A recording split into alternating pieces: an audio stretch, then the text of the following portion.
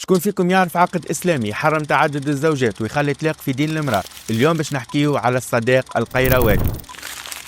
في القرن الثاني للهجرة وتحديدا في مدينة القيروان، زوج أبو جعفر المنصور من أروى القيروانية اللي اشترطت عليه أنه ما ياخو حتى امرأة غيرها وإلا طلاقها يكون بيدها. في أواخر الدولة الفاطمية هرب أبو جعفر المنصور من جنود بني أمية إلى مدينة القيروان بتونس، وتخبى عند واحد من أشهر تجارها واللي كانت عنده بنية معروفة بقوة جمالها وحدة ذكائها. المنصور عجبته الطفلة وطلب يدها، لكن أروى اشترطت عليه شرطها اللي ولا معروف باسم الصديق القيرواني. أروى القيروانية بجمالها وذكائها نجمت تفرض شروطها على واحد من أقوى رجالات العصر اللي عاشت فيه، واللي هو أبو جعفر المنصور المؤسس الفعلي للخلافة العباسية ومؤسس مدينة بغداد حظيرة الخلافة. ومع سقوط الدولة الأموية وصعود الدولة العباسية وموت عبد الله السفاح، تولى أبو جعفر المنصور الخلافة وبنى الأروى قصر الخلد في مدينة بغداد. المنصور حاول يتخلص من شرط أروى وقعد 10 سنين يبعث للفقهاء والعلماء باش يلقوا له مخرج شرعي، لكن محاولاته الكل باءت بالفشل وما نجم يتزوج مرة أخرى كان بعد ما ماتت أروى القيرواني. الصديق القيرواني حاجة من جملة برشا حاجات موجودة في ديننا اللي تعزز دور ومكانة المرأة في الدين والمجتمع، ويعرفنا بامرأة عظيمة برشا تعرفت بفعل الخير ومساعدة الناس.